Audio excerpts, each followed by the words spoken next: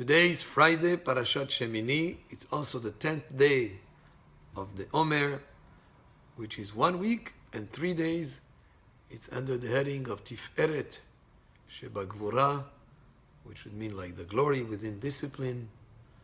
This whole second week has to do with Gvura, with strength or discipline. And today we focus on Tiferet, which is the quality of Yaakov Avinu, the quality of being able to merge Chesed and Gvura together and come up with Tiferet. That Tiferet, his glory, has to do also with compassion. And that's the heading of today. But today I'd like to speak also about these 6 Shabbatot that are between Pesach and Shavuot. There are 7 weeks, but 6 Shabbatot, and during the 6 Shabbatot, every one of the Shabbats between Pesach and Shavuot, we read a chapter from Pirkei Avotv, from saying of the fathers, and we chant them right at the end of Shachrit in our synagogue, and we learn the first 2 Mishnayot today. Moshe kibel Torah miSinai. Moshe received the Torah at Sinai. Umsara li Yoshua, and he gave it over to Yoshua.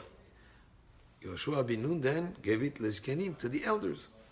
Uzkenim linviim, and the elders gave it over to the prophets. Unviim, and the prophets.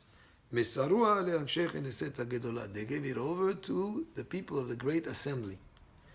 Hem amru shelosha devarim, they said 3 things. Hevu metunim badin, be deliberate in judgment, take your time in reaching a decision, whether it has to do with halacha or judgment. Ve'amidut amidim harbe, and have many students. Ve'asu siag laTorah, and do a fence around the Torah. So this Mishnah first begins by telling us that the Torah is given on in a never-ending chain from one generation to the other. And nowadays, as we learn Torah and as we study with our rabbis, with our teachers, they have received it from the previous generation, who have received it from the previous generation, all the way up to Moshe Rabbeinu. So that Moshe Rabbeinu, who taught Yoshua bin Nun, started this kind of a never-ending chain type of thing, where it's given from one generation to the other. And as we learn Torah today, we're actually connecting with all the way up to Moshe, who received the Torah at Har Sinai. So the people of the Great Assembly said 3 things. Be deliberate in reaching judgment. Don't rush to make up your mind on a ruling, because sometimes if you look at it at first sight, it looks one way, but then as you consider the many different aspects involved, you would reach maybe a totally different decision. And therefore take your time and don't rush in rendering a judgment or giving a halacha, a psak on a certain subject. Hamidut Amidei Hareh is have many students, because you never know, from the many students you have, a few will excel and a few will be great scholars. So the more you have students, the more you can have chances of having those stellar students that will come out of them. And a person in general should try to spread the words of Torah and teach as many people as possible.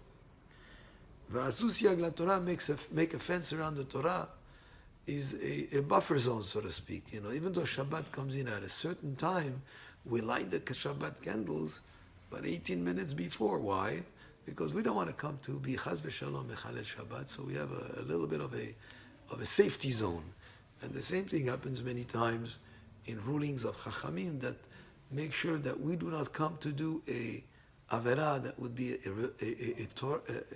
a transgression on something against the Torah. They make a fence, they make a limitation around it to avoid us coming to falter and make a grave sin. The next Mishnah.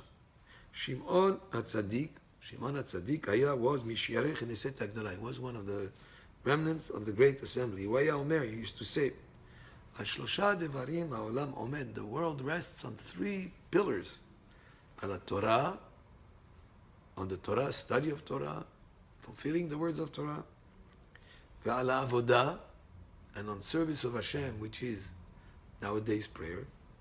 Ve'al gmilut chasadim, and on acts of kindness.